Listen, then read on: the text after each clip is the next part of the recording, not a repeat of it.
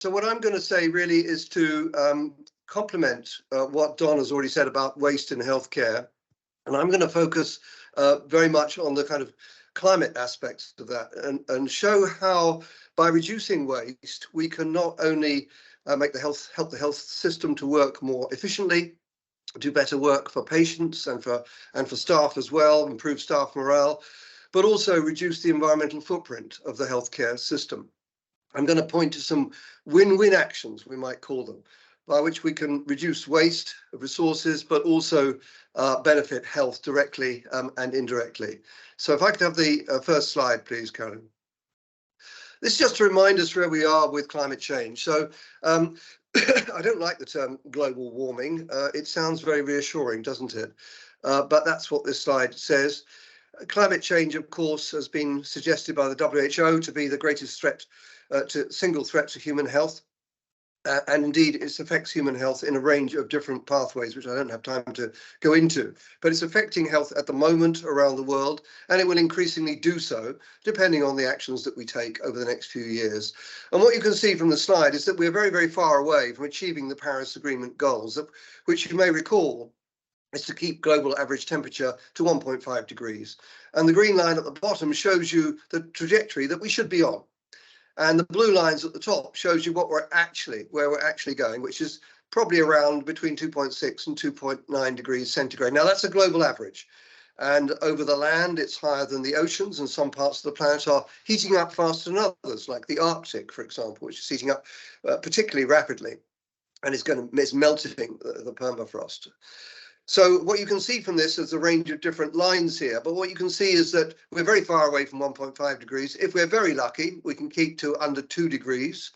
But at the moment, we're heading towards perhaps up to 3 degrees, and maybe even higher, depending. So there's a big implementation gap, which you can see here, of around 25 gigatons. That's billions of tons of carbon dioxide equivalent, which is carbon dioxide, methane, and the other greenhouse gases. So next, please. So we have to reduce emissions very, very rapidly. And the healthcare system, of course, is a major contributor.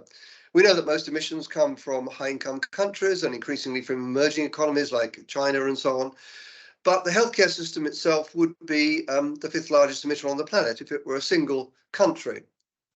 And we can also see on the right side of this slide where these emissions come from. There are different scopes of emissions. So the scope one is the direct emissions from, in this case, NHS facilities. Anesthetic gases, for example, or burning of fossil fuels on site. Scope 2 is electricity, which of course in this country has to some extent been decarbonised, but there's still quite a long way to go. And the Scope 3 is the big contributor, the indirect emissions from supply chains. So business services, freight transport, medicines or pharmaceuticals, of course, embody a lot of carbon, medical equipment, construction, staff commuting, and so on. And there are some that are not easily captured outside these three scopes, like patient and visitor travel, which are also significant but quite difficult to capture in many studies. So in reducing waste, we can also help to reduce the carbon footprint and the other environmental footprints of the NHS. Next, please.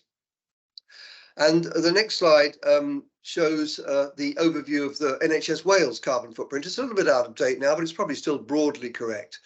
And again, it emphasizes this important observation that drugs and pharmaceuticals are a major contributor. It's got staff commuting on there as well. Medical equipment and supplies, substantial, and other contributions as well. So you can see, for example, that reducing unnecessary prescribing, reducing unnecessary polypharmacy would be beneficial to patients, but also beneficial for the carbon footprint of the National Health Service. Also encouraging staff to commute by active travel, by public transport or by walking and cycling would have a substantial impact on the greenhouse gas emissions from staff travel. And medical equipment and supplies likewise.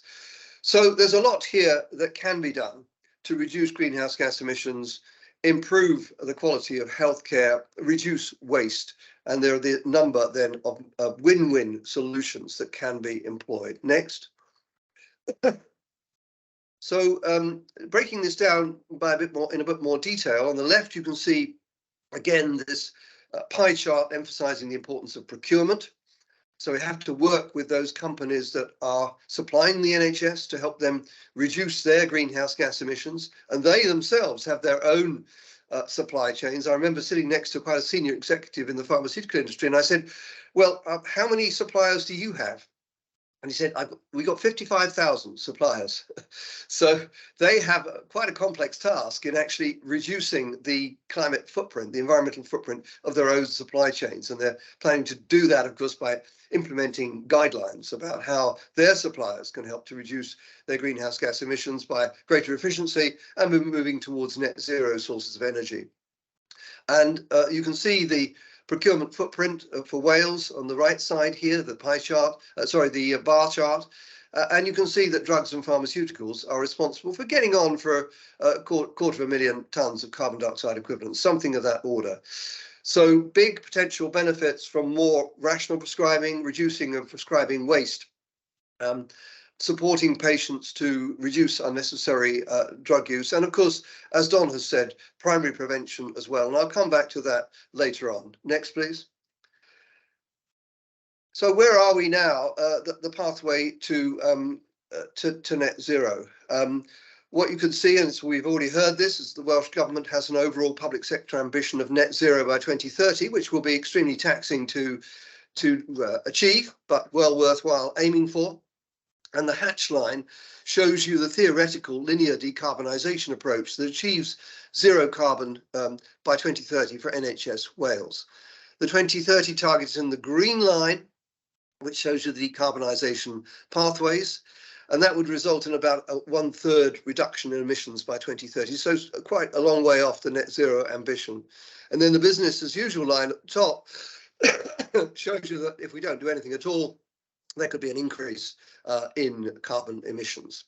So big steps to take if we're going to achieve net zero by 2030. And there's a lot that needs to be implemented very rapidly. And we need better metrics to measure the progress towards those targets. Next, please. So this slide is a difficult one to visualize at first look, but it has an important message in it. And it's a very interesting paper, which I just came across recently, which is what's called life cycle analysis. So this is the life cycle analysis of different aspects, different procedures in healthcare. It's a very useful paper in Lancet Planetary Health at the end of last year. And what this particular slide shows you is the different carbon footprints of different procedures. And I've circled the red areas because I think it's very significant.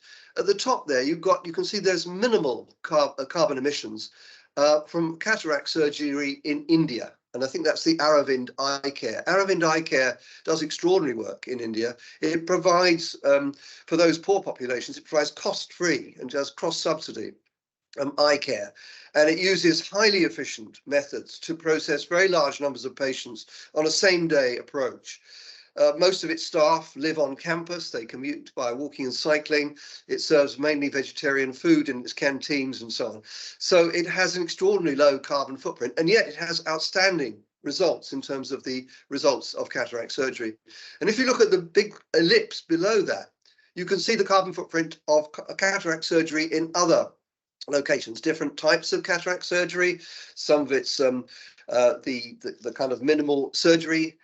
Some of it's phacoemulsification, but you can see that all of these approaches in high middle income countries have a much bigger carbon footprint. So one of the clear messages here is that we can learn a lot from countries that achieve very good results at much lower environmental impact than those that we achieve.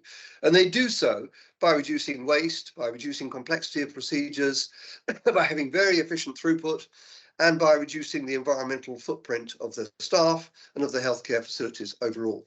So there's a lot that we can learn from comparing emissions, for example, in Wales with other countries that also achieve good outcomes for different healthcare procedures. And this paper also shows you that there's a life cycle analysis for a whole range of different medications and procedures. So it'd be well worth looking at in the context of Wales. And by the way, we will share the PowerPoints after this. Next slide, please. So we can also use technology more appropriately. And one example, of course, of that is telehealth interventions. And you can see on the right side of this slide, it's taken from a US study, probably applies to the UK as well, how the distance from the site of consultation translates into the carbon saving in the vertical axis. Obviously, air travel being a particular outlier, but also road travel as well. So there's potential by the appropriate use of telehealth to reduce patient travel. That's probably particularly useful for follow-up appointments. For the initial appointment, in many cases, of course, many specialists would wish to see the patient face to face in order to make an assessment. But certainly for follow-up appointments, well-selected patients, you can reduce the carbon footprint through the use of telehealth and other remote monitoring technologies as well. You have to tailor that to the requirements of the patient. On the left here, you see the results of a study in the US in which patients expressed certain concerns about telehealth visits, which can be, I think, dealt with by appropriate selection, appropriate counselling, and ensuring good communication skills remotely. Next slide, please. And we can also, I think, improve our knowledge about the climate footprint of different procedures by actually measuring the climate and other environmental footprints of different management pathways. And on the left here, you can see a pathway for type 2 diabetes management, where they were developing appropriate management care pathways, which would both optimize outcomes for patients, but also minimize the environmental footprint. And also another paper on the right here, making a cogent case for expanding health technology assessments to include effects on the environment so that we can make informed decisions based both on the benefits to the patient, but also the overall impacts on the environment. So that's something that needs to be scaled up in the future. Next, please. We also have at our fingertips an increasing array of different tools that can be used to both measure and also minimize the impact of the healthcare system on the environment. And this is just an example of the Green Impact for Health Toolkit by the Royal College of GPs. This has actually undergone a further update since I'd made this slide, but it's a very useful toolkit for family doctors, for primary care, and embodies a whole range of different insights and different experiences about how you can use these resources to reduce the environmental footprint of your own practice if you work in primary care. Next slide, please.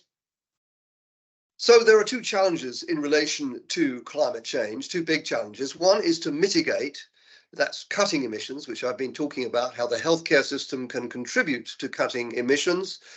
And the second is to adapt. So the challenge then is to move towards climate resilient net zero healthcare systems over coming decades. So adaptation is about better heat early warning systems, better flood protection, infrastructure upgrades that make healthcare facilities more resilient to climate shocks, better business continuity and disaster management. And mitigation is about cutting emissions. And we've talked very much about energy efficiency, clean energy. But remember, the transport sector, of course, is a major contributor. And indeed, of course, the food sector as well, food and agriculture. So nearly 25% of emissions come from the food and agricultural sector. And we know that moving towards more plant-based diets can help to reduce emissions through reductions in methane, in particular from livestock, but also improve human health and very large potential healthcare benefits. So I'd like to, next slide, please. I'd like to sort of end with the point that Don made, actually, and the point that we also need to complement waste reduction with prevention, with primary prevention, because that's the most effective form of waste reduction. And perhaps if we're going to suggest another letter to waste, one might say wasted.